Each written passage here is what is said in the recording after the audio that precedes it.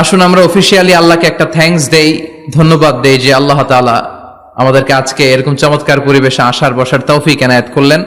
আমরা পড়ে নিচ্ছি কালিমাতুশ শুকুর, আলহামদুলিল্লাহ।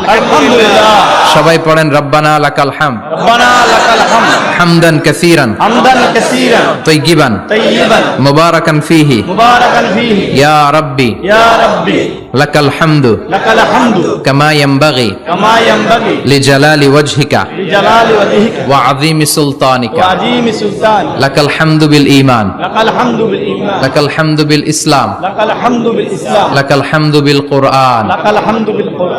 আজকের মাহফিলে এসে খুশি না বেজার? খুশি। কম না বেশি? বেশি। সবাই খুশি? খুশি। তাকবীর পড়েন, আল্লাহর একটা ডাক দেন, বলেন ইয়া আল্লাহ। ইয়া আল্লাহ। আর জোরে ডাক দেন ইয়া আল্লাহ। আমরা বাংলাদেশে মনে করি জুমার দিন শেষে যে রাতটা ওইটা মনে হয় জুমার রাত, আসলে ওইটা শনিবারের রাত। ইয়াউমুস সাবত, ইয়াউমুস সাবত, ইয়াউমুল আহাদ, ইয়াউমুল ইসনাইন, ইয়াউমুল সুলাসা, ইয়াউমুল আরবিআ, ইয়াউমুল খামিস, ইয়াউমুল জুমআহ। এই হচ্ছে 7 দিনের আরবি নাম। তা আজকে হচ্ছে ইয়াউমুল খামিস। এদিনে বিশ্বনবী রোজা রাখতেন, সোমবার বৃহস্পতিবার রোজা রাখবেন। যারা রোজা রাখবে তাদের জন্য ইন দ্য ডে অফ জাজমেন্টে আল্লাহ স্পেশাল একটা গেট বানাবে জান্নাতে ঢোকার জন্য।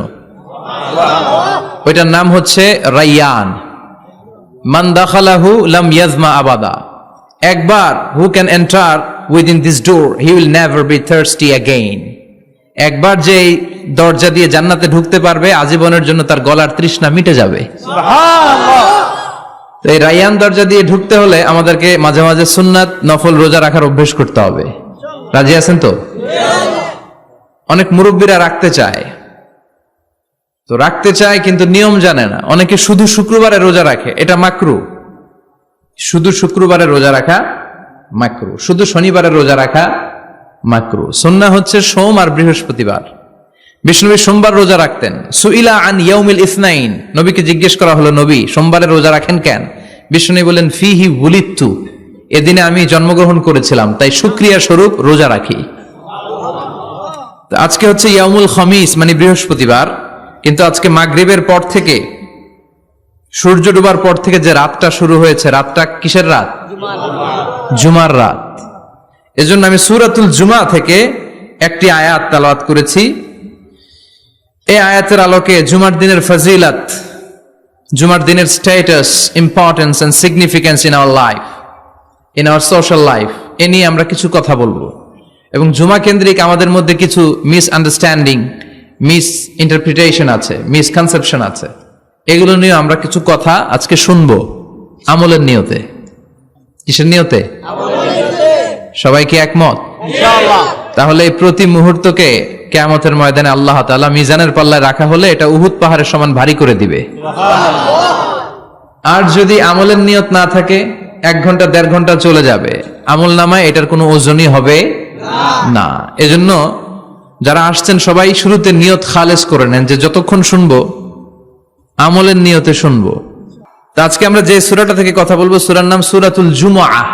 সূরার নাম কথা কয় না? জুমআহ, সূরাতুল জুমআহ। আরবি শব্দ বের করার একটু চেষ্টা করবেন, করতে করতে মুখটা নরম হয়ে আসবে, তখন আরবি শব্দ বেরোবে। ইংরেজি শব্দ, হিন্দি শব্দ বলতে বলতে আরবি বেরোয় না আমাদের। হিন্দি কইতে গেলে সব মুখস্থ। এখন বাংলার চেয়ে আমাদের ছেলেপেলারা হিন্দি বেশি জানে, ঠিক কিনা? যে বাংলা ভাষার জন্য আমাদের সালাম সালাম হাজার সালাম, ওই বাংলা ভাষারে ভুলে আমরা এখন হিন্দি ঢুকাইছি। আল্লাহ হেফাজত করো।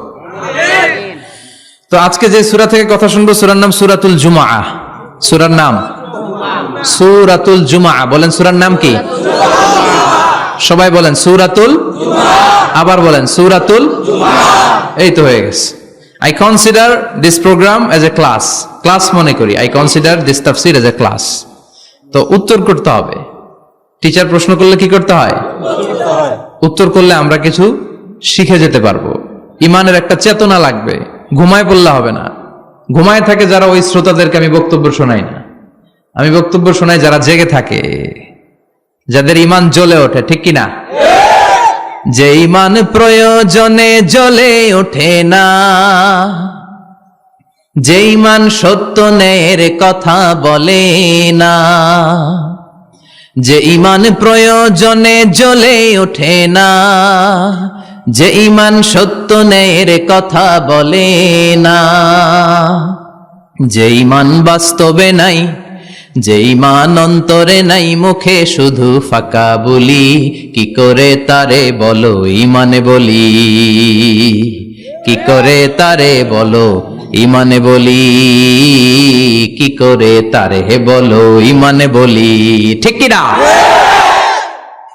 যে ইমান দিন কায়েমের আন্দোলনের ধার ধারে না, যে ইমান পোশাকধারী কোরআন হাদিস তাও পড়ে না, যে ইমান খাজার নামে মাজার গড়ে ফুলুস কামায়, আছে আছে, এগুলোর সাথে আমাদের কোনো সম্পর্ক না, কবরে পড়ে থাকা ব্যক্তির কাছে কিছু চাওয়া যাবে না, চাইতে হবে একজনের কাছে, তিনি কে? আল্লাহ।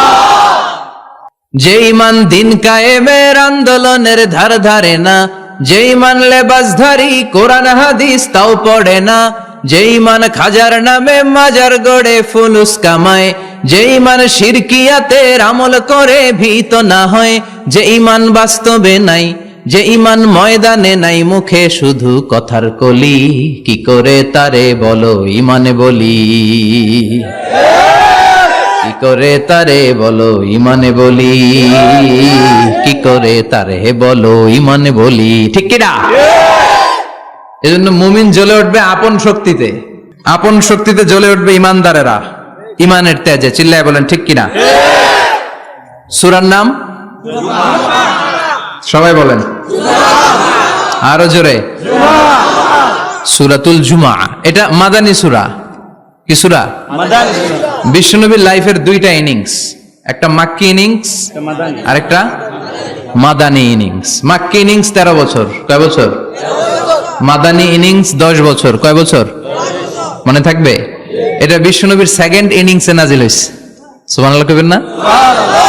মাদানী ইনিংসে নাজিল হয়েছে এই সূরা, মাক্কি ইনিংসে নয়। বিশ্বনবীর মাক্কি জীবন আর মাদানী জীবনের কিছু পার্থক্য আছে। মাক্কি জীবনে বিশ্বনবী খুব নীরব ছিলেন, চুপিসারে তাওহীদের কথা বলতেন। মাক্কি জীবনে বিশ্বনবী সবচেয়ে বেশি ফোকাস দিয়েছেন তাওহীদের প্রতি। কিসের প্রতি? তাওহীদেরই মুর্শিদ আমার মুহাম্মাদের নাম বলো, মুহাম্মাদের নাম, আল্লাহর নাম জপলে বুঝতে পারি, আল্লাহরই কালাম বলো মুহাম্মাদের নাম, ওই নামেরই রশি ধরে যাই আল্লাহর পথে, ওই নামেরই ভেলায় চড়ে ভাসি নূরের স্রোতে, ওই নামের বাতি জেলে দেখি আরশের মুকাম বলো মুহাম্মাদের নাম, তাওহীদেরই মুর্শিদ আমার মুহাম্মাদের নাম বলো মুহাম্মাদের নাম। পড়েন আল্লাহু আকবার। মাক্কি ইনিংসের কর্মসূচি ছিল তাওহীদ, ছিল রিসালাত, ছিল আখিরাত, এগুলোর কথা বিশ্বনবী বুঝিয়েছেন। আর মাদানী ইনিংসে বিশ্বনবী সশস্ত্র সংগ্রাম করেছেন। ইসলাম শান্তিপূর্ণ ঠিক আছে, কিন্তু ইসলামের পিঠ যখন দেয়ালে লেগে যায় তখন ইসলামেরও সামনে বাড়ানোর দরকার আছে না নাই? যে ইমান প্রয়োজনে জ্বলে ওঠে না, জ্বলে উঠেছিলেন বিশ্বনবী আপন শক্তিতে, ঠিক কিনা? তো এটা মাদানী ইনিংসের সূরা, এটা মাক্কি জীবনের সূরা নয়। আমরা এই সূরার আলোকে আজকে শোনার চেষ্টা করব যে জুমার দিনের, জুমার সালাতের এত গুরুত্ব কেন। বিশ্বনবী জুমার দিনকে বলেছেন ঈদের দিন। কিসের দিন? কথা বলেন। আমাদের দুইটা ঈদ আছে না? ঈদুল ফিতর, ঈদুল আজহা।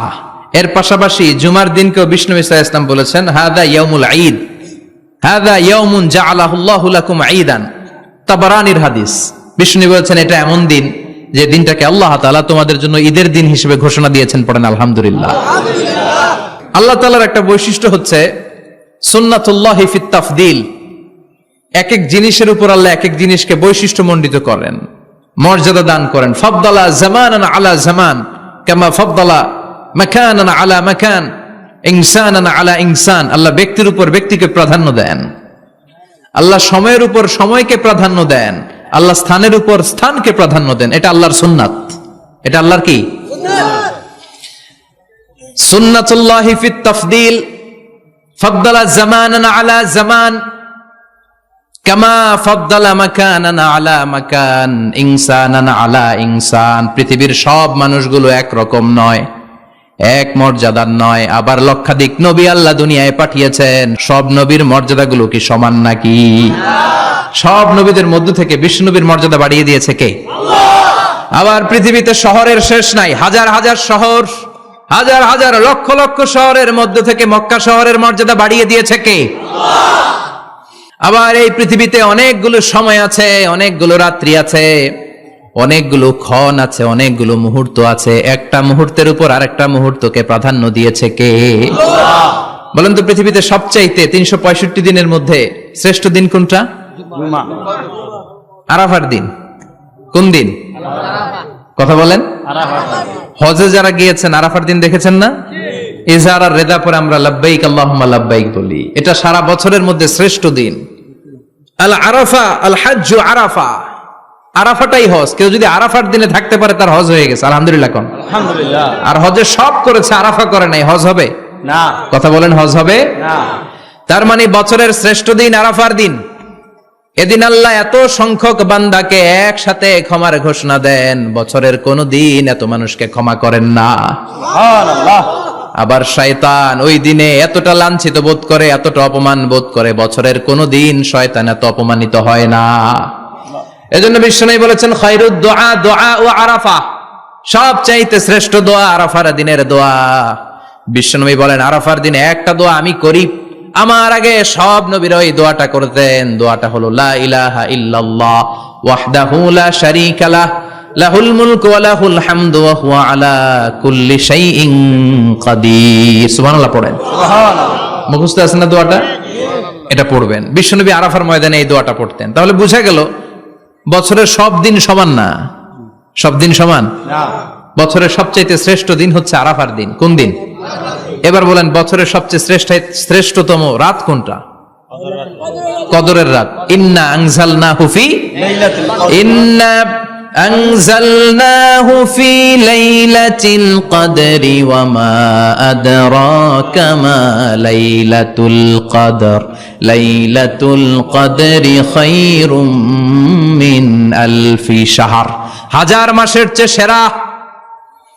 ওই রাতে আবাদত করলে, হাজার মাস যাবত আবাদত করলে যেই সওয়াব, ওই পরিমাণ সওয়াব আমলনামায় তুলে দিবে কে? শ্রেষ্ঠ রাত কদরের রাত। এবার বলেন, বছরের সবচাইতে শ্রেষ্ঠতম মাস কোনটা? রমজান মাস। শাহরু রমাদান আল্লাযী উনজিলা ফীহিল কুরআন, যে মাসে কোরআন নাজিল হয়েছে, এই মাসের চেয়ে শ্রেষ্ঠ কোনো মাস থাকতে পারে? চিল্লায় বলেন, থাকতে পারে? তার মানে বছরের শ্রেষ্ঠ দিন আরাফার দিন, বছরের শ্রেষ্ঠ রাত কদরের রাত, বছরের শ্রেষ্ঠতম মাস রমজান মাস। এবার বলেন, সপ্তাহের মধ্যে শ্রেষ্ঠতম দিন কোনটা? বিশ্বনবী বললেন, সাইয়্যিদুল আইয়াম, leader of the all days in the week. সপ্তাহের যতগুলো দিন আছে, 7টা দিনের সর্দার হচ্ছে ইয়াউমুল জুমা, জুমার দিন। চিল্লায় পড়েন আল্লাহু আকবার। তার মানে বছরের শ্রেষ্ঠ দিন আরাফার দিন, বছরের শ্রেষ্ঠ রাত কদরের রাত, শ্রেষ্ঠ মাস রমজান মাস, আর 7 দিনের মধ্যে শ্রেষ্ঠতম দিন হচ্ছে জুমার দিন। কোন দিন? জুমার দিন। এই সূরাতুল জুমা নিয়ে আমরা কথা শুনবো ইনশাআল্লাহ। বলেন, ইনশাআল্লাহ। এটা সাধারণ দিন নয়। ফিহি খালাকাল্লাহু আদম, কালকের এই দিনটায়, এই জুমার দিনে আল্লাহ তাআলা সাইয়েদনা আদম আলাইহিস সালামকে তৈরি করেছে। সুবহানাল্লাহ। বিশ্বনবী বলেন, লাম্মা খালাকাল্লাহু আদম ওয়া কানা তুলুহু 60 যিরাআন, আল্লাহ তাআলা যখন আদম আলাইহিস সালামকে তৈরি করলেন, 60 হাত লম্বা করে তৈরি করলেন। সুবহানাল্লাহ। আর আমরাও যারা জান্নাতে ঢুকবো, আমাদের আকৃতি থাকবে 60 হাত লম্বা। মজা করে সুবহানাল্লাহ পড়তে পারলেন না? আল্লাহ সাইয়েদনা আদমকে তৈরি করলেন এই জুমার দিনে। আবার সাইয়েদনা আদম আলাইহিস সালামকে পৃথিবীর বুকে তিনি পাঠিয়ে দিয়েছিলেন এই জুমার দিনে। সুবহানাল্লাহ। কুল নাহবিতু মিনহা জামিআ, ও আদম, go down with your wife, তোমার স্ত্রী হাওয়াকে নিয়ে পৃথিবীতে নামো। সাইয়েদনা আদম আলাইহিস সালামকে আল্লাহ তাআলা পাঠিয়েছিলেন শ্রীলঙ্কার একটা পাহাড়ে, অ্যাডামস পিক। ওখানে ঐতিহাসিকভাবে প্রমাণিত, এটা হাদিসে নেই, কুতুবুত তারিখে এসেছে। শ্রীলঙ্কা একটা পাহাড় আছে, কলম্বো থেকে অনেক দূর ওই পাহাড়ের চূড়ায় সাইয়েদনা আদম আলাইহিস সালামের ফুটপ্রিন্ট আছে। ফুটপ্রিন্ট মানে পায়ের ছাপ। সুবহানাল্লাহ পড়ে। সুবহানাল্লাহ। এটারে বলে ফিঙ্গারপ্রিন্ট। এটারে কি বলে? পায়ের গুলারে একজনের আঙ্গুলের ছাপের সাথে একজনের আঙ্গুলের ছাপের মিল নাই। শুধু তাই না, আমার এই আঙ্গুলের সাথে এই আঙ্গুলের ছাপের কোনো মিল নাই। আয়াহসাবুল ইনসানু আল্লান নাজমা ইযামা বালা কাদিরিনা আলা আন নুসাউবিয়া বানানা।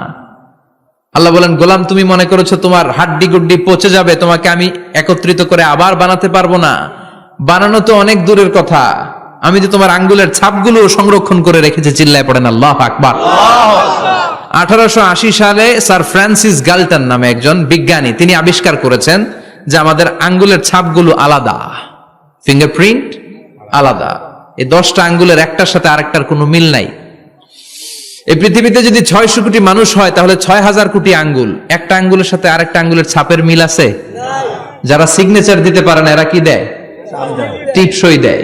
সুবহানাল্লাহ কোন সুবহানাল্লাহ। কি ম্যাজিক আল্লাহ আঙ্গুলে রেখে দিয়েছে, একটা আঙ্গুলের ছাপের সাথে আরেকটা আঙ্গুলের ছাপের মিল নাই।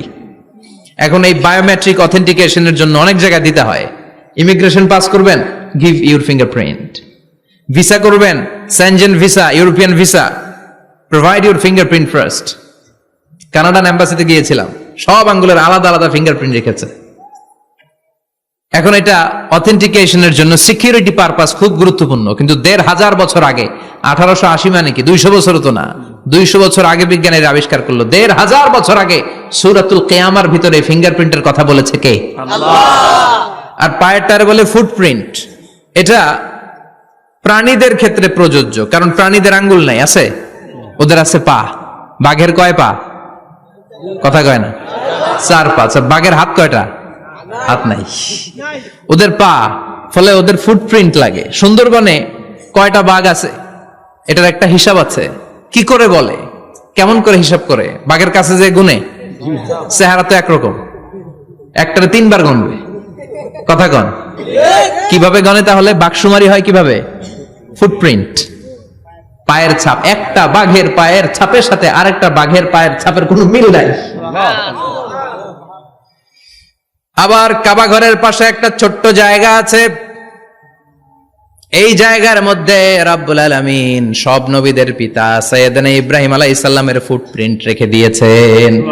ওয়াত্তাখিযু মিম মাকামি ইব্রাহিম মুসাল্লা। সাইয়েদনা ইব্রাহিমের দাঁড়ানোর জায়গায় তোমরা নামাজের জায়গা করে নাও। আল্লাহু আকবার। সাইয়েদনা ইব্রাহিম আলাইহিস সালামের পায়ের ছাপ আছে কিন্তু মাকাম ইব্রাহিমে। আর সাইয়েদনা আদম আলাইহিস সালামের পায়ের ছাপ আছে অ্যাডামস পিকে, শ্রীলঙ্কার ওই পাহাড়ে। তো যেদিন আদম আলাইহিস সালামকে আল্লাহ ওখানে পাঠিয়ে দিয়েছিলেন, ওই দিনটা ছিল জুমার দিন। সুবহানাল্লাহ নাই? সুবহানাল্লাহ বাড়িতে যাই বলেন, চিল্লায় পড়েন আল্লাহু আকবার। এরপরে সাইয়েদনা আদমকে পাঠানো হলো শ্রীলঙ্কায়। সাইয়্যিদাতুনা হাওয়া আলাইহিস সালামকে পাঠিয়ে দেয়া হলো সৌদি আরবের জেদ্দা শহরে। আরবিতে জেদ্দা বা জাদ্দা মানে দাদি। জেদ্দাতুন বা জাদ্দাতুন মানে কি? দাদি। হাওয়া আলাইহিস সালাম আমাদের সবার দাদি, ঠিক কিনা? ওনার নামে এই শহরের নাম। বছরের পর বছর সাইয়েদনা আদম আলাইহিস সালাম এবং হাওয়া আলাইহিস সালাম আল্লাহর কাছে ক্ষমা চাইলেন, আল্লাহ ভুল করে নিষিদ্ধ গাছের ফল খেয়েছি, তুমি মাফ করে দাও। আল্লাহ বললেন, আদম কয়েকটা কালিমা শিখিয়ে দেব, এই কালিমাগুলো পড়ে আমার কাছে দোয়া করো, আমি কবুল করে নিব। আল্লাহু আকবার। আল্লাহ শিখিয়ে দিলেন আর বললেন, আদম পড়া, রাব্বানা যালামনা আনফুসানা ওয়া ইল্লাম তাগফির লানা ওয়া তারহামনা লানাকুনান্না মিনাল খাসিরিন। ও আল্লাহ, জুলুম করেছি নাফসের উপর, ভুল করেছি, অন্যায় করেছি, আপনি যদি ক্ষমা না করে দেন আমরা শেষ হয়ে যাব, আমরা হালাক হয়ে যাব, ক্ষতিগ্রস্তদের মধ্যে শামিল হয়ে যাব, ঠিক কিনা? আল্লাহ সাইয়েদনা আদম আলাইহিস সালামের তওবা কবুল করলেন। উনার কাজ হচ্ছে তওবা কবুল করা, আমাদের কাজ গুনাহ করা, শয়তানের কাজ ওয়াসওয়াসা দেওয়া, আল্লাহর কাজ খালি মাফ করা। সুবহানাল্লাহ পড়বেন না? তাকাব্বালাল্লাহু তাওবাতা আদম ফি ইয়াউমিল জুমআহ। আল্লাহ যেদিন আদম আলাইহিস সালামের তাওবা যে কবুল করছেন, ঘোষণা দিয়েছেন, এই ঘোষণাটা ছিল জুমার দিনের ঘোষণা। আবার সাইয়েদনা আদমকে যেদিন রূহ কবজ করে আবার নিয়ে যাওয়া হয়, ওই দিনটাও ছিল জুমার দিন। পড়েন সুবহানাল্লাহ। পৃথিবীতে একজন মানুষই শুধু জানতেন যে তিনি পৃথিবীতে কতদিন বাঁচবেন, সেটা হচ্ছে সাইয়েদনা আদম আলাইহিস সালাম। ওনাকে বলে দেওয়া হয়েছিল উমরুকা আলফু সানা, তুমি পৃথিবীতে বাঁচবে 1000 বছর। কয় বছর? সাইয়েদনা আদমের সামনে অনেকগুলো রুহু রাখা হলো। সাইয়েদনা আদম বললেন, এরা কারা? আল্লাহ বললেন, এরা হচ্ছে নাসালুক, তোমার বংশধর, পৃথিবীতে তোমার পর এরা পৃথিবীতে আসবে। সাইয়েদনা আদম বললেন, আল্লাহ ওই যে একটা রুহু দেখা যায়, এটার নাম কি? আল্লাহ বললেন, হাদা ইবনুকা দাউদ, এটা তোমার ছেলে দাউদ, সে দুনিয়াতে নবী হয়ে আসবে, তার ছেলে সুলাইমানও নবী হয়ে আসবে।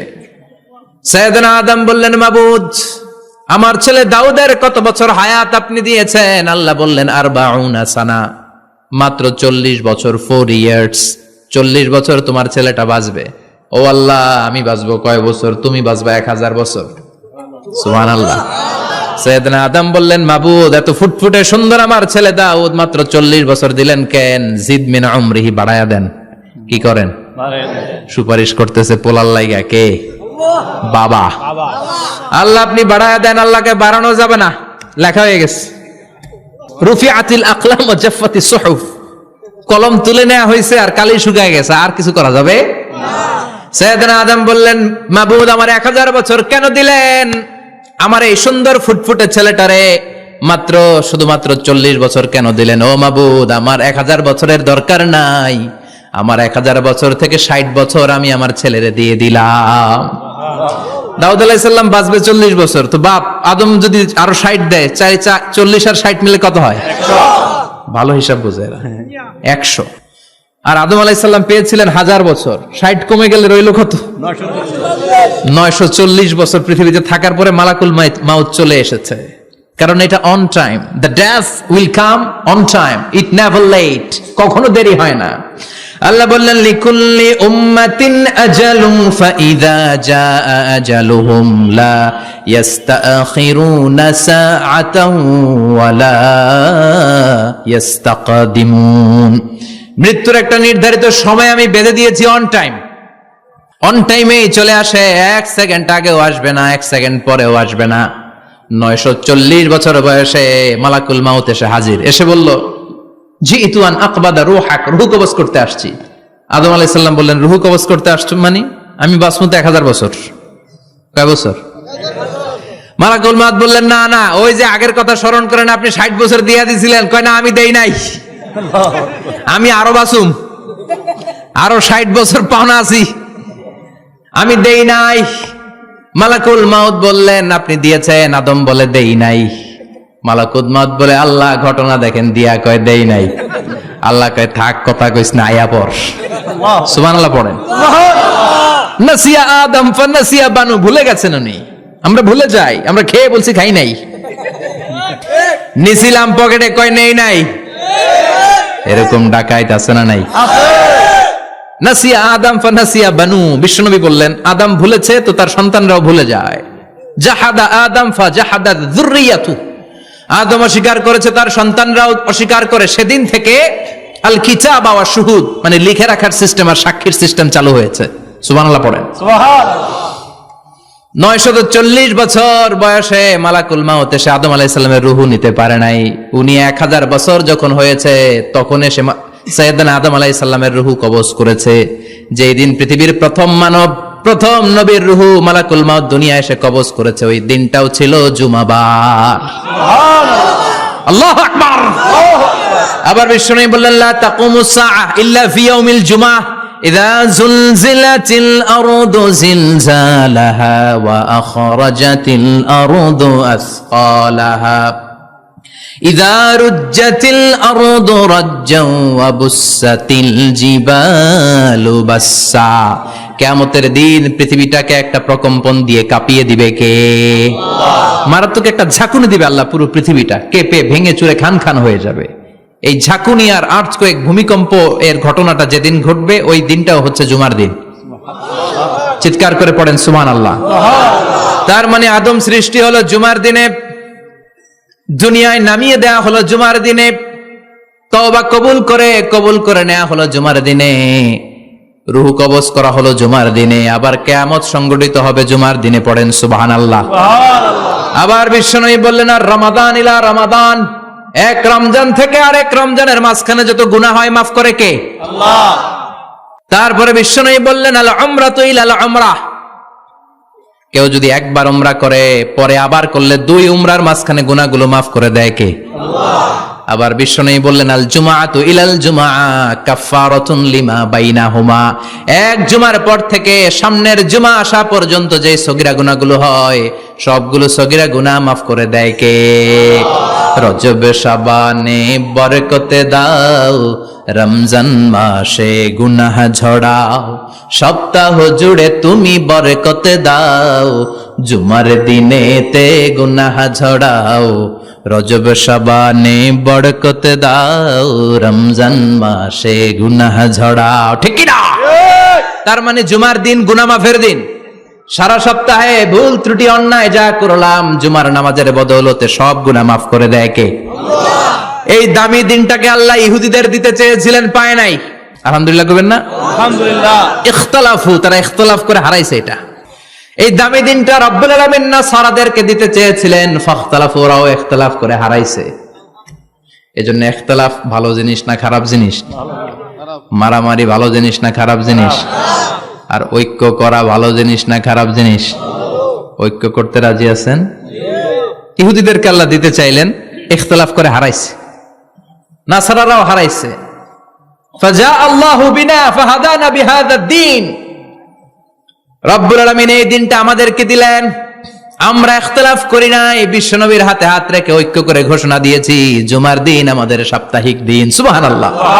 বিশ্বনবী বলেন ফাগাদান লিল ইয়াহুদ, সাপ্তাহিক আনন্দের দিন ইহুদিদের জন্য হচ্ছে শনিবার, ইয়ামুস সাbt, ও বাদা গাদ লিন নাসারা, আর খ্রিস্টানদের জন্য হচ্ছে রবিবার, আর আমাদের জন্য হচ্ছে শুক্রবার। চিল্লায় পড়েন আল্লাহু আকবার।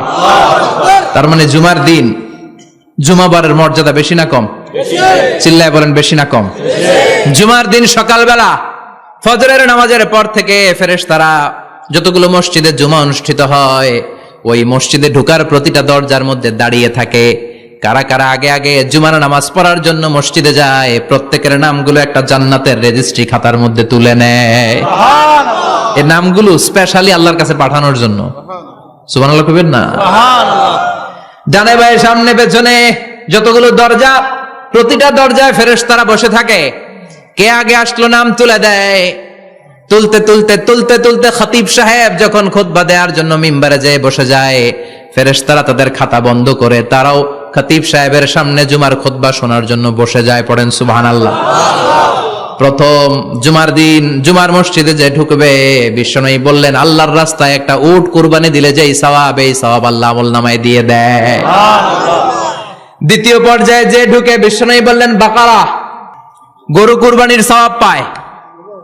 3 নম্বরে যে ঢুকবে, বিশ্বনবী বললেন কাবসা, হাদিসের ভাষায় এসেছে আল কাবাস, কাবাস মানে হলো বকরি, বকরি কুরবানির সওয়াব। 4 নম্বরে যে ঢুকবে তার হচ্ছে দাজাজা, দাজাজা মানে মুরগি। 5 নম্বরে যে ঢুকবে, বিশ্বনবী বললেন বাইদা, নোয়াখালীরা কয় বয়দা, আমরা কই আন্ডা, কুমিল্লায় কই ডিম। আছে না নাই? এক দেশের কত ভাষা, এক দেশের গালি আর এক দেশের বুলি। আমরা বলি ছেলে, কুষ্টিয়ায় বলে পুত্র, আরেক জায়গায় গেলে বলে হুত, আরেক জায়গায় গেলে বলে ফোয়া। আছে না নাই? এক এলাকায় বলে বেটা ছেলে, ছেলেদেরকে বেটা ছেলে, মরদ ফোয়া, মরদ ফোয়া হইতে না, মরদ ফোয়া হদ্দে। আহা, কি ভাষার বৈশিষ্ট্য। তো যেটাতে আমরা বলি ডিম, কোথাও বলে আন্ডা, কোথাও বলে বয়দা। তো এই বয়দা আল্লাহর রাস্তায় দান করে দিলে যেই সওয়াব, পঞ্চম ব্যক্তি ওই সওয়াব পাবে। এই 5 জনের পরে আর লেখালেখি নাই, বাকিদেরটা নরমাল এন্ট্রি করে সব ফেরেশতারা খুতবা শোনার জন্য বসে যায়। সুবহানাল্লাহ। তো জুমার দিনে আগে আগে যাবেন তো? সবাই রাজি আছেন? চিৎকার করে পড়েন ইনশাআল্লাহ। আলহামদুলিল্লাহ, আমরা এই জুমার দিনটাকে রাষ্ট্রীয় ছুটির দিন হিসেবে পেয়েছি, পাইছি না? 1984 সালে হুসাইন মোহাম্মদ এরশাদ সাহেব এই ভালো কাজ করছিলেন। উনি সব করছে জীবনে, স্বৈরাচারীও করছে, ভালো কাজও করছে। তো খারাপটা আর আমরা না বলি, যেটা ভালো এটাই বলি। উনার কারণে আজ অবধি এই 84 থেকে আজ 34 বছর বাংলাদেশের রাষ্ট্রীয়ভাবে সাপ্তাহিক ছুটির দিন কোনটা? আলহামদুলিল্লাহ কইবেন না? এই উসিলায় আল্লাহ ওনারে মাফ করুক। পৃথিবীর অনেক দেশে কিন্তু শুক্রবার ছুটির দিন না। আমি বছরের বেশিরভাগ সময় মালয়েশিয়াতে থাকি। মালয়েশিয়ার সাপ্তাহিক ছুটির দিন রবিবার। খ্রিস্টানদের সাথে অনেক বিজনেস তাদের মেনটেন করতে হয়, তো তারা যদি শুক্রবারে ছুটির দিন করে তাহলে সপ্তাহে 2 দিন ব্যবসা বাণিজ্য কাটা পড়ে যায়। নিজেদের কারণে শুক্রবার বন্ধ, যাদের সাথে বিজনেস ওদের কারণে রবিবার বন্ধ। আমরা আলহামদুলিল্লাহ আল্লাহর দেয়ায় পবিত্র দিনটাতে পেয়েছি জুমাবার। আলহামদুলিল্লাহ পড়েন আলহামদুলিল্লাহ। এজন্য বিশ্বনবী বললেন, খবরদার এদিনের নামাজ মিস করো না। মান তারাকা সালাসা জুমাইন তাহাউনান, গাফলতি করে টানা 3টা জুমা যে ব্যক্তি মিস করলো, তাবা আল্লাহু ফি কলবিহি, রব্বুল আলামিন ওই লোকটার অন্তরের মধ্যে মোহর মেরে দেয়। ওয়া কুতিবা ফি জুমরাতিল মুনাফিকিন, মুনাফিকদের খাতায় তার নাম তুলে দেয়। 3টা জুমা যদি কেউ মিস করে 2টা পানিশমেন্ট। এক হচ্ছে তবে আল্লাহ ফি কলবি, আল্লাহ অন্তরে মোহর মেরে দেয়। ভালো কথা ভাল লাগে না, নামাজ ভাল লাগে না, আজান ভাল লাগে না, ইসলাম ভাল লাগে না, শুধু মৌজ মাস্তি ভাল লাগে, গান বাজনা ভাল লাগে, এরকম আছে না নাই? জুমার নামাজে যায় না। আরেকটা হলো কুতিবা মিনাল মুনাফিকিন, মুনাফিকদের খাতায় নাম তুলে দেয়। আল্লাহ হেফাজত করো। আর জোরে পড়েন আমিন। আমিন। জুমার দিন আগে আগে মসজিদে আসবেন ইনশাআল্লাহ। সবাই রাজি? ইনশাআল্লাহ। আল্লাহ বললেন, ইয়া আইয়ুহাল্লাযীনা আমানু ইযা নুদিয়া লিস-সালাতি মিন ইয়াউমিল জুমুআতি ফাসআউ ইলা যিকরিল্লাহি ওয়া যারুল বাই', যালিকুম খায়রুল লাকুম ইন কুনতুম তা'লামুন। পড়েন না আল্লাহু আকবার। আল্লাহ বললেন, ও আমার মুমিন বান্দারা শোনো শোনো। আপনাদেরকে অ্যাড্রেস করে আল্লাহ বলছেন, ও আমার মুমিন বান্দারা শোনো, ইযা নুদিয়া লিস-সালাতি মিন ইয়াউমিল জুমআ, জুমার নামাজের আযান যখন দেয়া হয়, ফাসআউ ইলা যিকরিল্লাহ, আল্লাহর স্মরণে তোমরা ধাবিত হও। ওয়া যারুল বাই', কেনাবেচা বন্ধ করে দাও। যালিকুম খায়রুল লাকুম ইন কুনতুম তা'লামুন, এটাই তোমাদের জন্য কল্যাণ যদি তোমরা বুঝতে পারো। জুমার নামাজের আজান যখন হয়, ফাসআউ ইলা যিকরিল্লাহ, আল্লাহর স্মরণে তোমরা বের হয়ে যাও। আল্লাহু আকবার। ফাসআউ ইলা যিকরিল্লাহ ইযা নুদিয়া লিস-সালামি ইয়াউমিল জুমআ, জুমার নামাজের আজান যখন দেয়া হয় বের হয়ে যাও, তখন কোনো কাজ রাখা যাবে না। এই আজান দ্বারা উদ্দেশ্য হচ্ছে খতিব সাহেব খুতবা দেওয়ার জন্য মিম্বারে বসলে যে আজানটা দেয়া হয়, এই আজান। কথা বুঝতে পেরেছেন? কিন্তু দুর্ভাগ্যজনক হলে সত্য, আমাদের বাংলাদেশে এই আজানটা কেন যেন মুয়াজ্জিন ভাইরা ইমাম সাহেবের সামনে এসে আস্তে আস্তে দেয়, ছোট ছোট করে ইমাম সাহেবের মুখের উপরে দেয়, মাইকে দেয় না। এটা পাইছে কই? এটা যে কোত্থেকে ঢুকছে এক আল্লাহই ভালো জানে। আজান মানে অ্যানাউন্সমেন্ট। আজান মানে কি? কথা বলেন। অ্যানাউন্সমেন্ট কি জোরে হবে না আস্তে? তো সব আজান মাইকে এত সাউন্ড করে, এই আজানটা ইমাম সাহেবের মুখের সামনে এসে ছোট ছোট করে কেন দেয়? এটার কোনো দলিল আছে বলে আমার জানা নাই। এই আজানটা মাইকে হতে হবে। আমি পৃথিবীর যত দেশ ঘুরেছি, অনেক বড় বড় মসজিদে আমি জুমার সালাত পড়েছি, সব জায়গায় মক্কাতুল মুকাররমা সহ মসজিদে নববী সহ সব জায়গায় খতিব সাহেব জুমার মিম্বারে বসার পরে যে আজানটা দেয়া হয়, এটা অন্যান্য আজানের মতো মাইকে দেয়া হয়। আল্লাহ বললেন, ইযা নুদিয়া লিস-সালামি ইয়াউমিল জুমআ, জুমার দিনের আজান যখন দেয়া হয়, এই আজান দ্বারা উদ্দেশ্য হচ্ছে খতিব বসলে যে আজান 12:30 12:15 দিকে যে আজান, এই আজান উদ্দেশ্য নয়। বিশ্বনবীর সময়ে এই 12:30 12:15 দিকে যে আজান ছিল, এটা ছিল না। বিশ্বনবীর সময় ছিল না, আবু বকরের সময় ছিল না, সাইয়েদনা ওমর ফারুকের সময় ছিল না। এটা চালু হয়েছে সাইয়েদনা উসমান যুন্নুরাইনের সময়। তখন মদিনাতে মানুষের সংখ্যা অনেক বেড়ে গিয়েছে, লোকজন আর জায়গা হয় না, মুসল্লিতে ঠাসাঠাসি।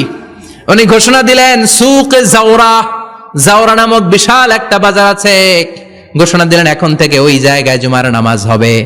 মানুষ যেন আগ থেকে প্রস্তুতি নিয়ে আসতে পারে, এজন্য জাওরা নামক বাজারে উনি আর একটা আজান দেওয়ার প্রচলন করলেন। সুবহানাল্লাহ। সেখান থেকে আজ অবধি আমরা এই অতিরিক্ত আজানটা দিয়ে থাকি। এটা নবীর সুন্নাত না, এটা সাহাবীর সুন্নাত। বিশ্বনবীর সুন্নাহ মেনে নেওয়া যেমনি আবশ্যক, 4 খলিফার থেকে পাওয়া সুন্নাতগুলো মেনে নেওয়া আবশ্যক। বিশ্বনবী বললেন, আলাইকুম বিসুন্নতি ওয়া সুন্নাতিল খুলাফায়ে রাশিদিন আল মাহদিন, আমার সুন্নাত ধরবা। হেদায়েত প্রাপ্ত 4 খলিফার সুন্নাত ধরবা। কেমনে ধরবা? ইক্ষু চিনেন? ইক্ষু না গ্যান্ডারি নাকি আখ না কুশাই? হ্যাঁ, আখ। কাঁচা আখ খায় কি করে? এই সামনের দাঁত দিয়ে ভাঙে না? সামনের দাঁত দিয়ে বলে ভাঙে, চাপার দাঁত দিয়ে, এই জায়গার দাঁত দিয়ে শক্ত করে ধরতে হয়। বিশ্বনবী বললেন আব্দু আলাইহা বিন নওয়াজিজ, আমার সুন্নত আর সাহাবীদের সুন্নতকে চাপার দাঁত দিয়ে আঁকড়ে ধরো, যাতে ছুটে না যায়। চিল্লায় পড়েন আল্লাহু আকবার। এটা সাইয়েদনা উসমানের সুন্নাত।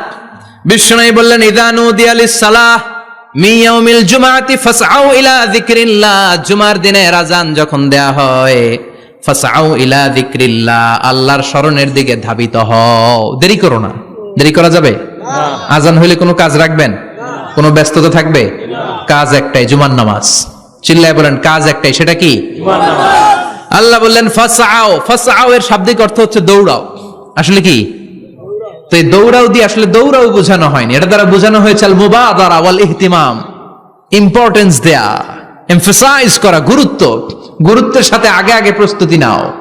ফাসআউ দ্বারা দৌড়ানো বোঝানো হয়নি। প্রমাণ কি? কারণ বিশ্বনবী দৌড়ে দৌড়ে নামাজে যেতে নিষেধ করেছেন। বিশ্বনবী বলেছেন ইযা উকিমাতিস সালাহ, মনোযোগ দিয়ে শুনেন, ইযা উকিমাতিস সালাতু ফালা তাতুহা তাসআউন ওয়া আতুহা তামশুন আলাইকুম বিসাকিনা ফামা আদরাকতুম ফাসাল্লু ওয়া মা ফাতাকুম ফাতিম্মু। যখন নামাজ শুরু হয়ে যায় দৌড়ে দৌড়ে যাবে না, তামশুন হেঁটে হেঁটে যাও, আলাইকুম বিসাকিনা ধীরে ধীরে যাও, ফামা আদরাকতুম ফাসাল্লু ইমাম সাহেবের সাথে যে যত রাকাত পাবা পড়বা, ওয়া মা ফাতাকুম ফাতিম্মু যেটা ছুটে যায় নিজে নিজে পড়ো, কবুল করে নেবে কে? আল্লাহ। কিন্তু দৌড়ে যায় নামাজ ধরা যাবে না। খবরদার, ধীরস্থির ভাবে যাবেন। হাঁটার মধ্যে একটা গুরুত্ব দিয়ে তাড়াতাড়ি ধরতে চাবেন, কিন্তু দৌড়ে যাওয়া যাবে নিষেধ করেছেন। অনেক মুসল্লিরা এটা করে। ধরেন মাগরিবের নামাজ, ওযুখানাতে মুসল্লিরা ওযু করতেছে, ইমাম সাহেব নামাজ শুরু করেছেন আল কারিআতু মাল কারিআ ওমা আদরাকা মাল কারিআ, মুখস্থ আছে না সবার? মুসল্লি মনে করতেছে ওযু হয়েছে আমার অর্ধেক, এখন যদি তাড়াতাড়ি ওযু না করে দৌড় না দেই রাকাত পাওয়া যাবে? রাকাত পাওয়ার জন্য দিছে দৌড়। মসজিদে হচ্ছে টাইলসের মসজিদ, পিছলায় পয়রা মুসল্লি একদিকে, লুঙ্গি আরেকদিকে। আছে না নাই? আমার কাছে খবর আছে এরকম পা ভাঙছে অনেকের। রাকাত ধরার জন্য মুসল্লি তাড়াহুড়ো করে দিছে দৌড়, মুসল্লি একদিকে লুঙ্গি, ঠ্যাং ভাঙ্গা শেষ, এখন ল্যাংড়া। বিশ্বনবীর কথা মানে নাই, ওটারে ল্যাংড়া বানাইছে কে? আল্লাহ। এজন্য বিশ্বনবী বললেন খবরদার দৌড়ে যাবে না, একামত হয়ে গেলে ধীরস্থির ভাবে যাও। কেননা দৌড়ে দৌড়ে আপনি কার দরবারে যাবেন? উনি তো সব রাজার বড় রাজা, মহারাজা। মহারাজার দরবারে তাড়াহুড়ো করা যায় নাকি? না। ফিট হয়ে কাপড় চোপড় পরে আতর টাতর মেখে ধীরস্থির ভাবে যাবেন। দৌড়ে গেলে আপনার হার্টবিট বেড়ে যাবে, আপনার ব্রেথ ইন ব্রেথ আউট, শ্বাস প্রশ্বাস বেড়ে যাবে। তো হাঁপানির চোটে তো আপনি হাঁপাতে থাকবেন। আপনি তাহিয়া পড়বেন কখন, তাসবিহ পড়বেন কখন, আল্লাহর প্রশংসা করবেন কখন? চিল্লা এখন ঠিক কিনা? এজন্য আল্লাহ বললেন ফাসআউ ইলা যিকরিল্লাহ, জুমার নামাজের আযান যখন হয়ে যায় তোমরা আল্লাহর জিকিরের দিকে ধাবিত হও। যিকরিল্লাহ আল্লাহর স্মরণ, জিকির মানে কি? আল্লাহ। কিন্তু এই জিকির দ্বারা এই আয়াতে উদ্দেশ্য হচ্ছে আল খুতবাতাইন, জুমার দুই খুতবা। জুমার জিকিরের অনেক অর্থ আছে। জিকির মানে সালাত, জিকির মানে কোরআন, জিকির মানে ওয়াজ, জিকির মানে সম্মান। আবার জিকির মানে জুমার দুই খুতবা, আবার জিকির মানে সুবহানাল্লাহ, আলহামদুলিল্লাহ, লা ইলাহা ইল্লাল্লাহ, সুবহানাল্লাহ, আলহামদুলিল্লাহ, লা ইলাহা লা ইলাহা ইল্লাল্লাহু মুহাম্মাদুর রাসূলুল্লাহ সাল্লাল্লাহু। এটাও জিকির। সুবহানাল্লাহ, আলহামদুলিল্লাহ, আল্লাহু আকবার, এই তিন জিকিরের চেয়ে শ্রেষ্ঠ কোন জিকির আছে? কথা কন। বিশ্বনবী প্রত্যেক ফরজ নামাজের পরে সুবহানাল্লাহ 33 বার, আলহামদুলিল্লাহ 33 বার, আল্লাহু আকবার 34 বার পড়তেন। রাজি আছেন? সবাই পড়তে রাজি আছেন? ইনশাআল্লাহ। লাফালাফি করবেন না তো? ঘাড় বাঁকা করবেন না তো? হুই হুই করে চিল্লাফাল্লা করা যাবে? জিকিরের মধ্যে সৌন্দর্য আছে না নাই? আল্লাহ নিজেও সুন্দর, আল্লাহর কাছে যেটা আমরা পেশ করব সবটাই সুন্দরভাবে পেশ করতে হয়। চিল্লা এখন ঠিক কিনা? তার মানে জিকিরের অনেক অর্থ। জিকিরের এক অর্থ হলো কোরআন। জিকিরের এক অর্থ কি? কোরআন। আপনি যখন কোরআন পড়েন তখন জিকির করেন কার? আল্লাহ। কথা বলেন। আল্লাহ। আবার আপনি যখন নামাজ পড়েন জিকির করেন কার?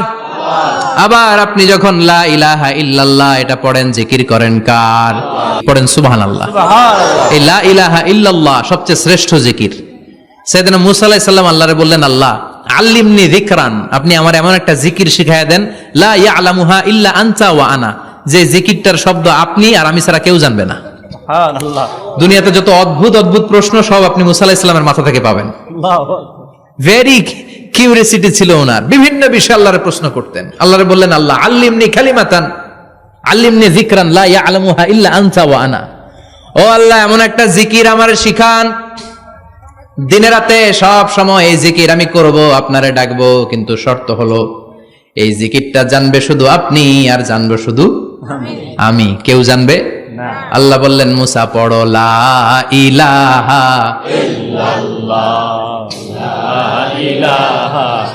লা ইলাহা ইল্লাল্লাহু মুহাম্মাদুর রাসূলুল্লাহ সাল্লাল্লাহু। আল্লাহ বললেন, মুসা পড়ো লা ইলাহা ইল্লাল্লাহ। মুসা আলাইহিস সালাম কয়, মাবুদ এটা তো জাতীয় জিকির, সবাই জানে। জানেন জানে না লা ইলাহা ইল্লাল্লাহ এমন কেউ আছে? কথা কন, জানেন না আপনারা? কথা বলেন, জানেন না? মুসা আলাইহিস সালাম বললেন, আল্লাহ এটা জাতীয় জিকির কইলেন কেন? আমি তো চাইছি এক্সট্রা অর্ডিনারি, অসাধারণ একটা জিকির, সুপারক্যালিফ্রাজিলিস্টিক এক্সপিয়ালিডোসাস, এক্সেলেন্ট একটা জিকির, আনপ্যারালাল, কারো কাছে নাই, শুধু আমি জানবো আর আমি পড়বো। আল্লাহ বললেন, মুসা এই লা ইলাহাকে যদি এক পাল্লায় রেখে দাও, তামাম বিশ্ব, সাত আকাশ, সাত জমিনটারে তুলে যদি তুমি আরেক পাল্লায় রেখে দাও, লা রাজাহাত কাফাতু লা ইলাহা ইল্লাল্লাহ, মুহূর্তের মধ্যে লা ইলাহার পাল্লা ভারী হয়ে যাবে। ও মুসা, তুমি যতই এক্সক্লুসিভ জিকির চাও, লা ইলাহার চেয়ে দামি জিকির আমার কাছে নাই। চিৎকার করে পড়তে হবে আল্লাহু আকবার। তার মানে নামাজ ও জিকির, কোরআন ও জিকির, এই যে আমরা ওয়াজ করতেছি এটাও কি কথা কন? বিশ্ব নবীর আল্লাহ বললেন, ও নবী ফাযাক্কির ইন্নামা আনতা, ও নবী আপনি জিকির করেন মানে ওয়াজ করেন। ইন্নামা আনতা মুযাক্কির, ও নবী আপনি ওয়াজ করে শোনান। লাস্তা আলাইহিম বিমুসাইতির, আপনার দারোগা বানিয়ে পাঠাই নাই, আপনি শুধু ওয়াজ করেন। কার কথা? চিল্লায় বলেন কার কথা? কিন্তু এইখানে জিকির দ্বারা উদ্দেশ্য হচ্ছে জুমার খুতবা। ফাসআউ ইলা যিকরিল্লাহ, আল্লাহর জিকিরের দিকে ধাবিত হও, এই জিকির দ্বারা উদ্দেশ্য হলো জুমার খুতবা।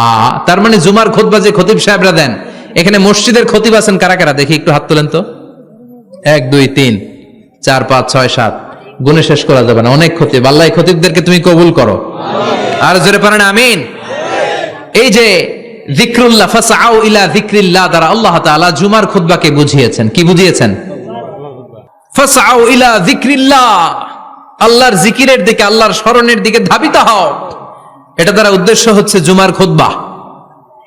আল্লাহ বুঝাতে চাইলেন জুমার খুতবা যাতে মিস হয়ে না যায়, এজন্য জুমার খুতবারে যেন তেন মনে করবেন না, এটা ওয়াজিব। জুমার নামাজ যেমনি ওয়াজিব, জুমার খুতবা দেওয়াও, কথা বলেন, জুমার খুতবা ওয়াজিব, শোনা ওয়াজিব, খুতবা দেওয়া ওয়াজিব। এই জন্য রব্বুল আলামিন জোহরের নামাজকে ফরজ করে দিয়েছেন 4 রাকাত। যেহেতু জোহরের নামাজের আগে পরে কোনো খুতবা নাই, জুমার দিন খুতবা আছে, তাই জুমার দিন 4 রাকাত থেকে কমিয়ে তিনি 2 রাকাত করে দিয়েছেন। কি ব্যালেন্সড ইসলাম, কি ভারসাম্যপূর্ণ আমাদের জীবন বিধান। প্রতিদিন জোহরের সময় ফরজ কয় রাকাত, কিন্তু জুমার দিন ফরজ কয় রাকাত? 2 রাকাত কমাইলো কেন? খুতবা। সুবহানাল্লাহ কইবেন না? এজন্য জুমার খুতবাটা খতিব সাহেব যারা আছেন খুবই জরুরি। এটাকে খুব কনস্ট্রাকটিভ মুডে সমাজে তুলে ধরতে হবে, মানুষকে এডুকেট করতে হবে, ইনস্ট্রাক্ট করতে হবে। আপনাদের অনেক দায়িত্ব, you have huge responsibilities in your shoulder. আপনাদের অনেক দায়িত্ব। খতিব যারা, এটা ছোটখাটো কোনো রেসপন্সিবিলিটি নয়, এটা অনেক বড় দায়িত্ব। এজন্য জুমার দিন মানুষকে আপনার শিক্ষিত করতে হবে। এই জুমার খুতবা, জুমার আলোচনার সাথে পৃথিবীর কোন আলোচনার কোনো মিল নাই, কারণ জুমার আলোচনা সব সময় অন টাইম, একটা নির্ধারিত সময় হয়। পৃথিবীর অন্য কোনো আলোচনা নির্ধারিত সময় হয় নাকি? কথা কন। আমরা বক্তারা নির্ধারিত সময় মাইক পাই, কথা কন। কোনদিন 8টায়, কোনদিন 9টায়, আজকে বসছি কয়টায়? কিন্তু জুমার খুতবার এটা চেঞ্জ হয়। কি বরকতের একটা জলসা। ওই দিন সবাই আসতে হয় মসজিদে। ফুল টাইম নামাজি এরা আসে, পার্ট টাইম নামাজি এরা আসে, বেনামাজি এরাও আসে, আস্তিক এরা আসে, নাস্তিক এরাও আসে, আওয়ামী লীগ আসে, বিএনপি আসে, জাতীয় পার্টি আসে, জামাত ইসলাম আসে, হেফাজতে ইসলাম আসে, তাবলিগের ভাইয়েরা আসে, পীরের মুরিদেরা আসে, সবাই আসে। তাহলে এটা জরুরি দিন না? তাফসির মাহফিলের সাথে জুমার একটা মৌলিক পার্থক্য হচ্ছে, তাফসির মাহফিল আমাদের ধরে রাখতে হয়। কি করতে হয়? ধরে না রাখলে শ্রোতা উঠে যায়। কিন্তু জুমার খুতবা কি ধরে রাখা লাগে? কথা কন, ওঠার সুযোগ আছে? কারণ সামনে কি জুমার নামাজ। সুবহানাল্লাহ কইবেন না? এটা অনেক জরুরি। এজন্য জুমার খুতবা যারা দেন এরা বিশ্বনবীর দায়িত্ব পালন করেন। আল্লাহু আকবার। বিশ্বনবীর মাদানী ইনিংস কয় বছরের? 10 বছর। বিশ্বনবীর মাদানী ইনিংস শুরু হয়েছে মসজিদে নববী তৈরি করার মধ্য দিয়ে। বিশ্বনবী মসজিদে নববী তৈরি করার পর মসজিদে নববীর খতিব হিসেবে দায়িত্ব নিলেন। সুবহানাল্লাহ। বিশ্বনবী একটা, দুইটা, পাঁচটা, 10টা না, মসজিদে নববীতেই 10 বছরের ইনিংসে 500টারও বেশি জুমার খুতবা দিয়েছেন। সুবহানাল্লাহ। বাড়িতে যায় বললেন কত খুতবা? 500রও বেশি খুতবা দিয়েছে। মদিনার সমাজটা এমনি জান্নাতি সমাজ হয় নাই। মদিনার সোসাইটিটাকে জান্নাতি সমাজ বানানোর জন্য বিশ্বনবীকে 500টা বক্তব্য দিতে হয়েছে। চিল্লায় পড়েন আল্লাহু আকবার।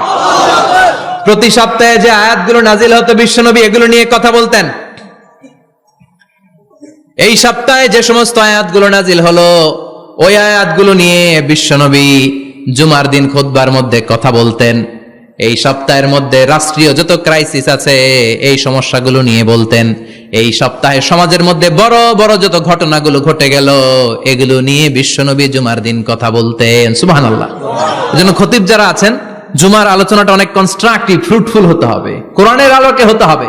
বিশ্বনবী জুমার খুতবা দিচ্ছেন, হঠাৎ বিশ্বনবী দেখলেন হাসান আর হুসাইন লাল 2টা জামা পরে জুমার মসজিদের মধ্যে ঢুকে একবার কাতারের এইদিকে দৌড় মারে, আরেকবার ওইদিকে দৌড় মারে। ছোট বাচ্চাদের এরকম দৌড়াদৌড়ি আছে না নাই? ছোট বাচ্চাদেরকে মসজিদে ঢুকতে দেন তো না বের করে দেন? বের করে দেয়।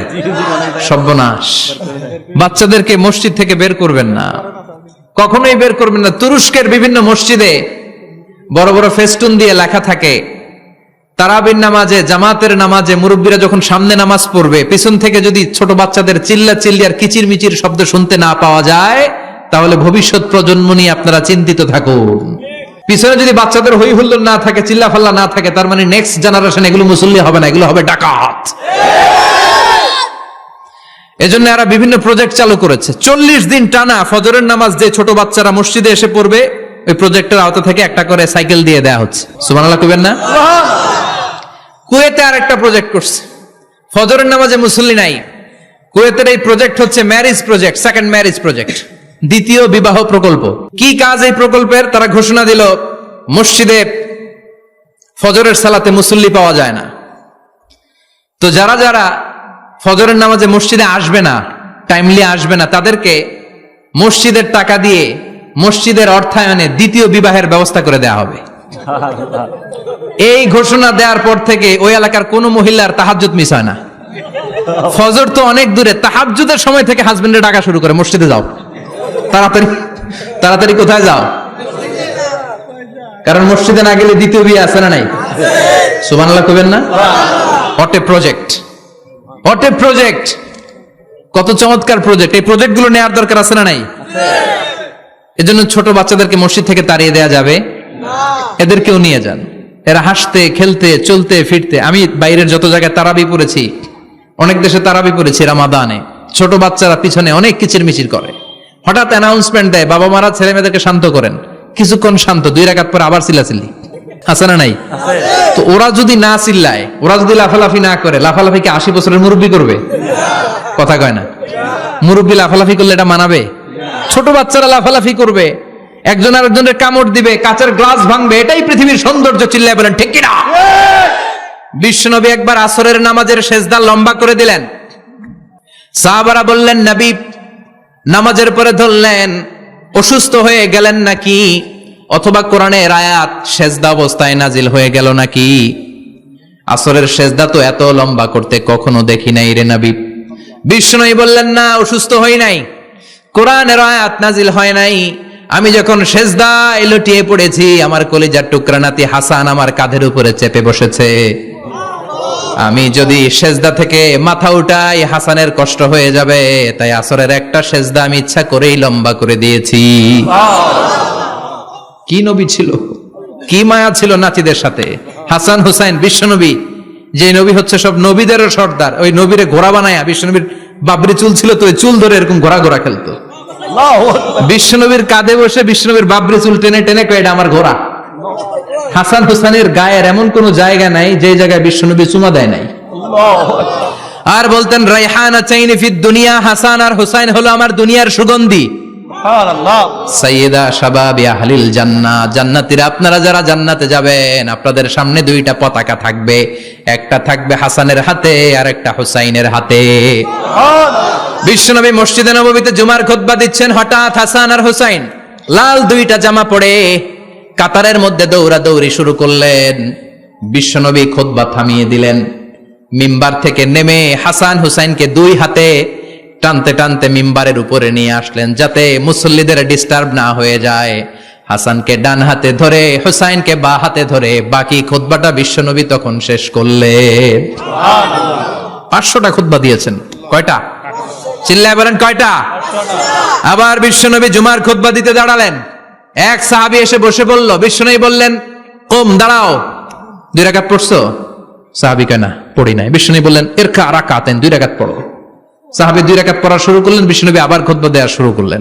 খুতবার নিরবিচ্ছিন্নতাকে ভঙ্গ করে বিশ্বনবী তাকে দাঁড়াতে বললেন, 2 রাকাত নামাজ পড়তে বললেন। তার মানে খতিব সাহেব মন গড়া শুধু খুতবা দিয়ে যায় না, ডানে বায়ে কোথায় কি হচ্ছে সবকিছু নজরে রেখে, কন্ট্রোলে রেখে, সামাজিক সব সমস্যার কথাগুলো তুলে ধরে অসামাজিক কার্যকলাপের বিরুদ্ধে হুঙ্কার দিয়ে জুমার প্ল্যাটফর্মটাকে শক্তিশালী করাই হচ্ছে একজনের খতিবের দায়িত্ব। চিল্লায় এখন ঠিক কিনা? এ কাজই করেছেন বিশ্বনবী 500টা খুতবায়। আবার বিশ্বনবী দাঁড়িয়ে খুতবা দিচ্ছেন, এক সাহাবী এসে বলেন, নবী, মদিনার মধ্যে পানি নাই, অনাবৃষ্টি, দুর্ভিক্ষ, আপনি একটু দোয়া করেন যাতে বৃষ্টি হয়। কিসের দোয়া? বিশ্বনবী জুমার খুতবা থামিয়ে দিলেন, খুতবা দিচ্ছিলেন, খুতবা থামিয়ে দোয়া করলেন, আল্লাহুম্মা স্কিনা, আল্লাহুম্মা স্কিনা ইয়া গাউস আগিসনা, আল্লাহুম্মা স্কিনা গাইসান মুগীসান মারিআন মুরিআন নাফিআন গায়রা দার আজিলান গায়রা আজিল। আল্লাহ, আপনি আমাদের সাহায্য করেন, আপনি রহমত করেন, বরকত দেন, আপনি মদিনার বুকে বৃষ্টি দেন, তাড়াতাড়ি দেন, দেরি করেন না। সুবহানাল্লাহ। বিশ্বনবী দোয়া করতে দেরি, মুহূর্তের মধ্যে ঝুমঝুম করে বৃষ্টি নাজিল হয়ে মদিনাটা প্লাবিত হয়ে গেল। আকাশে মেঘ দেয় কে? আল্লাহ। বৃষ্টি দেয় কে? আল্লাহ। সবকিছু দেয়ার মালিক কে? আল্লাহ। বৃষ্টি দেয় কে? আল্লাহ। মেঘ দেয় কে? আল্লাহ। বিশ্বনবীর দোয়ার বরকতে বৃষ্টি নামলো। শুক্রবার বৃষ্টি, শনিবার বৃষ্টি, রবি সোম মঙ্গল বুধ বৃহস্পতি শুক্র, এর পরের শুক্রবার পর্যন্ত টানা বৃষ্টি হলো। কারণ দোয়ার বৃষ্টির দোয়া করছে, বৃষ্টি বন্ধ আর দোয়া তো করে নাই, চলতেছে। আল্লাহ কইছে, নবী চাইছেন দিতেছি, না করলে থামামু। সুবহানাল্লাহ কইবেন না? বৃষ্টি হইতে হইতে মদিনায় বন্যা, মরুভূমির দেশ, কি পরিমাণে হেভি রেইনফল হলে মরুতে বন্যা হয়। সুবহানাল্লাহ পড়বেন না? আবার বিশ্বনবী পরের জুমাবারে খুতবা দিচ্ছেন, ওই সাহাবী এসে হাজির, এসে বলে, ও নবী, আর বৃষ্টির দরকার নাই। যে বৃষ্টির দোয়া করতে বলেছিল সে এসে বলে, আর কিসের দরকার নাই? চিল্লায় বলেন, কিসের দরকার নাই? ও নবী, আর বৃষ্টির দরকার নাই, এবার বৃষ্টি বন্ধের দোয়া করেন। বিশ্বনবী আবার হাত তুলে বললেন, আল্লাহুম্মা হাওয়ালাইনা ওয়ালা আলাইনা, মানে আল্লাহ, আপনি বৃষ্টি দেন, তবে এই এলাকায় না, ডানে বায়ে সামনে পেছনে চারদিকে দেন। সাহাবীরা মসজিদ থেকে বের হয়ে দেখে মদিনার চারদিকে এরকম গোল একটা চাকতি, এই চাকতি দিয়ে নীল আকাশ দেখা যায়, আর ডানে বায়ে সামনে পেছনে প্রচন্ড ঝড় ঝন্ডার বৃষ্টি। মদিনার আকাশে এক ফোঁটাও বৃষ্টি নাই। চিল্লা এখন সুবহানাল্লাহ। এগুলো হচ্ছে বিশ্বনবীর খুতবার বরকত। 500টা খুতবা দিয়েছেন, এজন্য খতিব সাহেবরা ভালো করে খুতবা দেওয়ার দরকার আছে না নাই? আল্লাহ বললেন, ইযা নুদিয়া লিস-সালাতি মিন ইয়াউমিল জুমআতি ফাসআউ ইলা যিকিরিল্লাহি ওয়া যারুল বাই। জুমার আযান যখন হয়ে যায়, জুমার নামাজ পড়তে যাও, বেচা কেনা বন্ধ করে দাও। কার কথা? আল্লাহ। Close the shop, shut down the shop, close the market. Market বন্ধ, দোকানের শাটার নামাও, ক্যাশ বক্সে তালা ঝুলাও, ব্যবসা প্রতিষ্ঠান, মার্কেট সবগুলো বন্ধ করে একজনের জিকিরের দিকে ছুটবা, তিনি কে? অল্প 1-1.5 ঘন্টার জন্য যদি ব্যবসা বন্ধ রাখেন, পরে যখন আবার দোকান খুলবেন জুমার বরকতে ব্যবসা বাড়িয়ে দিতে পারে কে? এরপর আল্লাহ বললেন, ফাইদা কুদিয়াতিস সালাতু ফান্তাশিরু ফিল আরদি ওয়াবতাগু মিন ফাদলিল্লাহ ওয়াযকুরুল্লাহা কাসীরান লাআল্লাকুম তুফলিহুন। যখন নামাজ শেষ হয়ে যায়, ফাইদা কুদিয়াতিস সালাতু ফান্তাশিরু ফিল আরদ, জুমার নামাজ যখন শেষ হয়ে যায়, জামাতের নামাজগুলো যখন শেষ হয়ে যায়, ফান্তাশিরু ফিল আরদ, জমিনে ছড়িয়ে যাও, ওয়াবতাগু মিন ফাদলিল্লাহ, আল্লাহর কাছ থেকে ফদল তালাশ করো, মানে রিজিক তালাশ করো। কার কথা? নামাজ শেষ মসজিদে থাকবেন? কই যাবেন? কথা কন, জোরে কন। নামাজের সময় ঢুকবেন কই? নামাজ শেষে যাইবেন কই? আবার বলেন, আজান হলে ঢুকবেন কই? আজান শেষ, নামাজ শেষ, যাবেন কই? কুদিয়াতিস সালাহ ফান্তাশিরু ফিল আরদ, এটা হচ্ছে ইসলামের বিধান। মসজিদে গোল হয়ে বসে থাকার কোনো বিধান নাই। শুধু মুরব্বী যারা, কাজ নাই, ফ্যামিলিরে দেওয়ার কিছু নাই, অবসর সময়, অঢেল সময় মসজিদে বসে তেলাওয়াত করেন, জিকির করেন, সমস্যা নাই। কিন্তু যুবক যারা, নামাজের পরে সমাজকে উপহার দিবা, রাষ্ট্রকে অনেক কিছু উপহার দেওয়ার আছে, তোমার ফ্যামিলির প্রতি অনেক দায়িত্ব আছে, কর্মক্ষম কেউ নামাজের পরে মসজিদে অলস সময় কাটানো যাবে না। বিধানটা কার? ওমরে ফারুক মসজিদে নববীর ইমাম, জোহরের নামাজের ইমামতি করলেন, বের হয়ে আসলেন, দেখেন মসজিদের বারান্দায় ইয়ামান থেকে আসা কিছু লোক গোল হয়ে বসে বসে জিকির করে। কি করে? মনোযোগ নাই। কি করে? জিকির করে। উনি চলে গেলেন, আসরের সময় আবার ইমামতিতে আসলেন, আসরের সালাত পড়িয়ে চলে যাচ্ছেন, আবার দেখে গোল হয়ে জিকির করে ওই দল। মাগরিবের নামাজে ইমামতি করলেন, চলে যাওয়ার সময় দেখে সবাই যায়, এরা যায় না, গোল হয়ে বসে বসে জিকির করে আর তাসবিহ পড়ে। এবার ওমরে ফারুক বললেন, আসসালামু আলাইকুম। সবাই বলে, ওয়ালাইকুম আসসালাম। মান আনতুম, তোমরা কারা? কয়, নাহনু আল মুতাওয়াক্কিলুনা আলাল্লাহ, আমরা আল্লাহর উপর তাওয়াক্কুল করছি। তো তাওয়াক্কুল করে যে বসে আছো, তোমাদের ফ্যামিলি নাই, ছেলে মেয়ে নাই, দায় দায়িত্ব নাই, সমাজকে উপহার দেওয়ার মতো কিছু নাই, আর তোমরা যে বসে আছো 3টা বেলা, খাইলা কোত্থেকে? না রোজাদার। ইয়ামানি লোকগুলো বলে, না রোজা রাখি নাই, খাইছি। ওমর বলল, বড় আল্লাহর ওলি খানা করতে আইছে। আমাদের জিকির আর বুজুর্গি দেখে আশেপাশের লোকজন খানা দিয়া গেছে। ওমরে ফারুক বলে, তাইলে তো তোমরা মিথ্যাবাদী, তোমরা মুতাওয়াক্কিলুনা আলাল্লাহ নও, তোমরা আল্লাহর উপর তাওয়াক্কুল করনি, তোমরা হচ্ছে আল মুতাওয়াক্কিলুনা বা'দুকুম বা'দা, একে অপরের উপর নির্ভরশীল। যারা খানা দিয়ে যায় এদের উপর তোমরা নির্ভরশীল। তোমরা জিকির করার তাকায় থাকো, বাটি আসে কোন দিক দিয়া, খাবারের প্লেট আসে কোন দিক দিয়া, জোরে কোন ঠিক কিনা? আল্লাহর উপর তাওয়াক্কুল এটা নয়।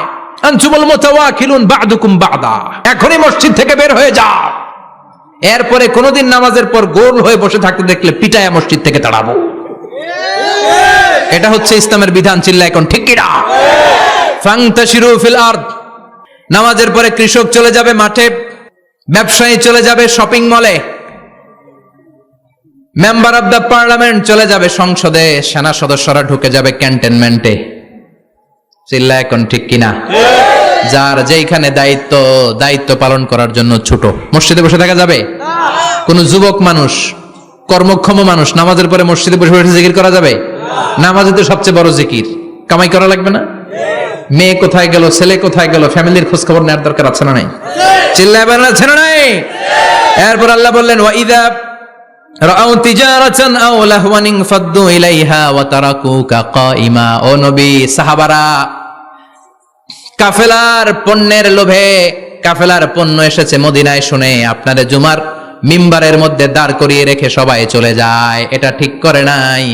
আমার কাছে এমন রিজিক আছে যেটা কখনো ফুরাবে না, ঠিক কিনা? এই আয়াতটা বুঝতে হলে 2 মিনিট খুব মনোযোগ দিয়ে কানগুলো খরগোশের মতো খাড়া করে ফেলেন। কিন্তু খুব খাড়া কান করে শুনে, জানেন কানগুলো খরগোশের মতো খাড়া হয়েছে? মনোযোগ আছে? বিষ্ণুনবী সাল্লাল্লাহু আলাইহি ওয়াসাল্লাম মদিনাতে প্রথম যখন জুমার নামাজ পড়াতেন, তখন আগে জুমার 2 রাকাত পরে 2টা খুতবা দিতেন, ঈদের নামাজের মতো। ঈদের নামাজে আগে কি 2 রাকাত, পরে খুতবা। জুমার নামাজও ছিল এরকম, আগে 2 রাকাত নামাজ, পরে খুতবা। বিশ্বনবী আগে 2 রাকাত নামাজ পড়িয়ে খুতবা দিচ্ছেন, তখন মদিনায় দুর্ভিক্ষ, খাবার দাবার নাই। 1 মাস আগে দিহিয়াতুল কালবি আল আনসারী নামক এক সাহাবীকে দিয়ে বিশ্বনবী শাম দেশ থেকে কাফেলা পাঠিয়েছেন খাবারের দ্রব্যাদি আনার জন্য, পণ্য আনার জন্য। 1 মাস পরে তারা খাদ্যের পণ্য নিয়ে, মদিনাতে তখন দুর্ভিক্ষ, খাবারের দাম 2 গুণ 3 গুণ, খাবারের পণ্য নিয়ে কাফেলা ফিরে এসেছে জুমার টাইমে। তখন বিশ্বনবী জুমার 2 রাকাত নামাজ পড়িয়ে খুতবা দিচ্ছিলেন। কি করতেছিলেন? আর তখন নিয়ম ছিল, কোন শহরে কাফেলা ঢুকলে তারা তবলা বাজাতো, ঢোল বাজিয়ে দিত, ঢোলের আওয়াজ সবাই শুনে ওইখানে জড়ো হতো। যার যত পণ্য কিনা দরকার পণ্য কিনে নিয়ে চলে যেত। বিশ্বনবী জুমার নামাজের ইমামতি করে 2টা খুতবা যখন দিবেন, মিম্বারের মধ্যে দাঁড়িয়ে বিশ্বনবী মসজিদে নববীতে খুতবা দিচ্ছেন। খুতবার মাঝখানে বিশ্বনবী তবলার আওয়াজ শুনতে পেলেন। কিসের আওয়াজ?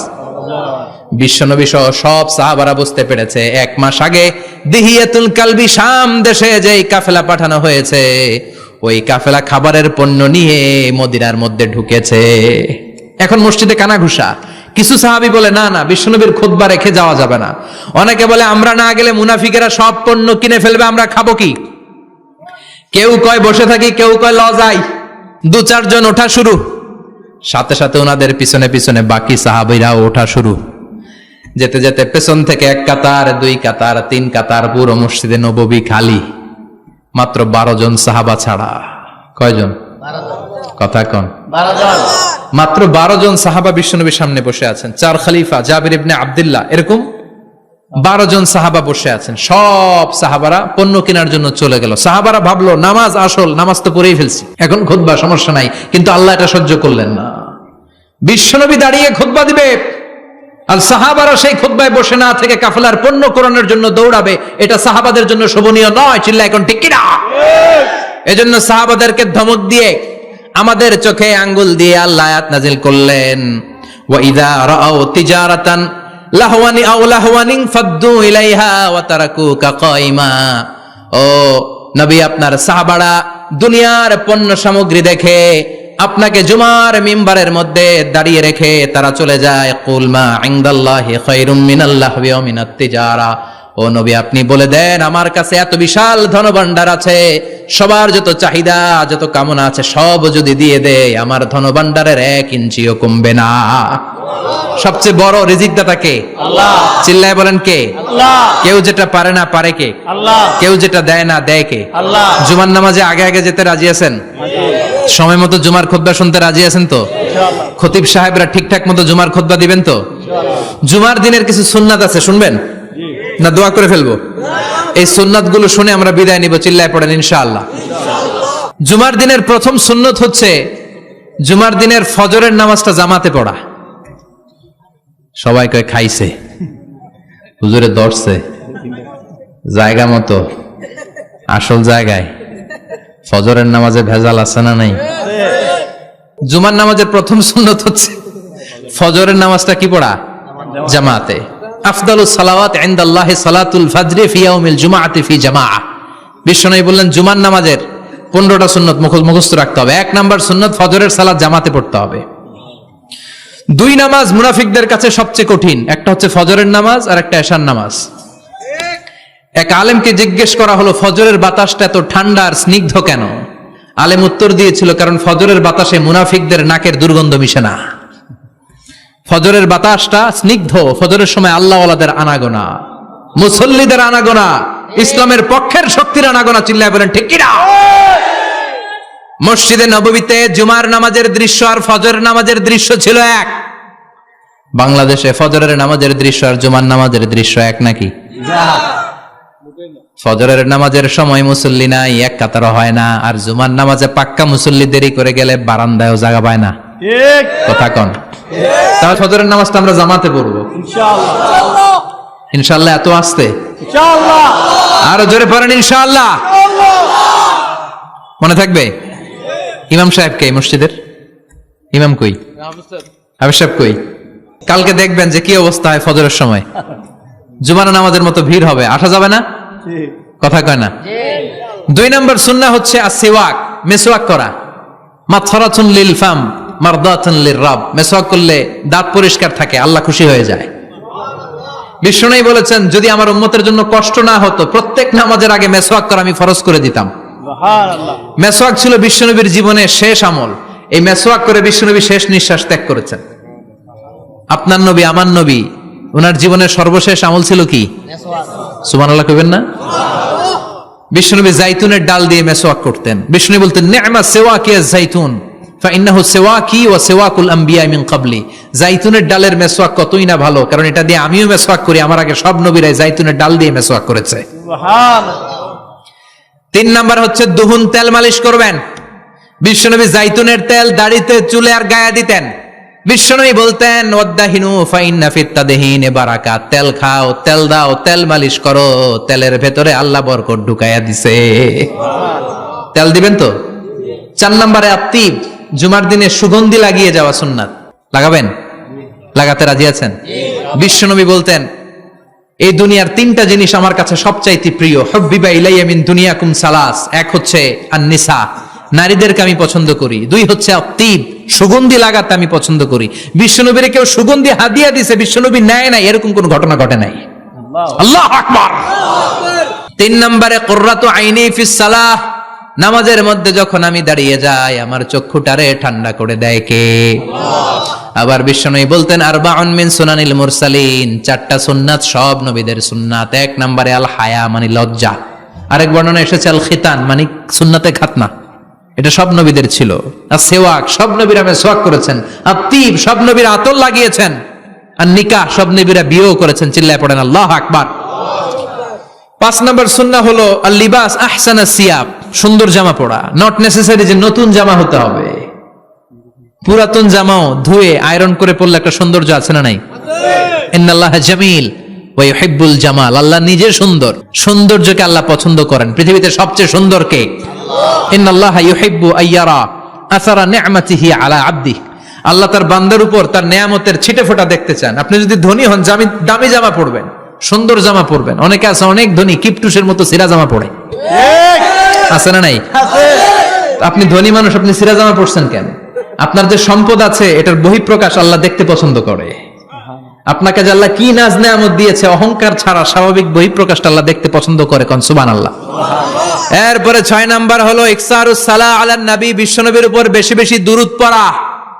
বিশ্বনবী বলতেন জুমার দিন শ্রেষ্ঠ দিন, এই দিন আমার উপর বেশি বেশি দুরূদ পড়ো। ফাইন্না সালাতাকুম মা'রুদাতুন আলাইয়া, কেননা তোমরা যে আমার উপর দুরূদ পড়ো, আমি মরে যাওয়ার পরে এই দুরূদগুলো কে পাঠিয়েছে তার নাম, তার বাবার নাম সহ ফেরেশতারা আমার কবরে দিয়ে আসে। সুবহানাল্লাহ।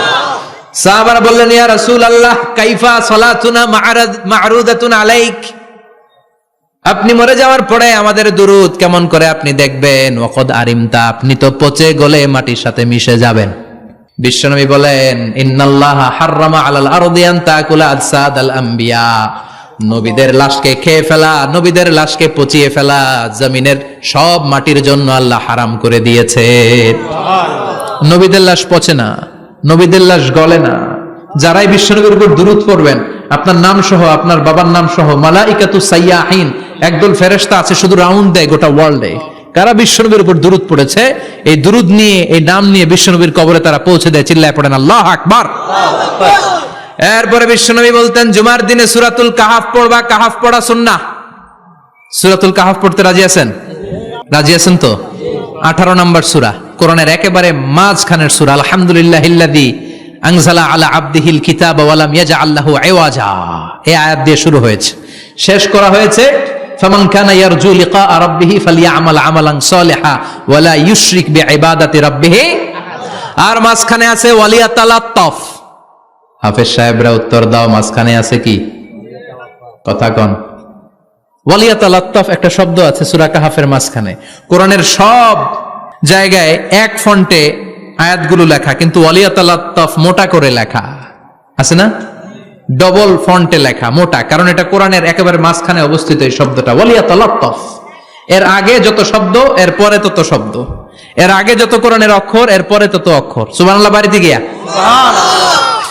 বিশ্বনবী বললেন সূরাতুল কাহাফ যে তেলাওয়াত করবে ইয়াকুনু লাহু নূর, এই সূরাতুল কাহাফ কিয়ামতের দিন তার সামনে বিশাল একটা আলো হয়ে আসবে। এই আলো দিয়ে পুলসিরাত পার হয়ে ওই বান্দা জান্নাতের ভেতরে ঢুকে যাবে।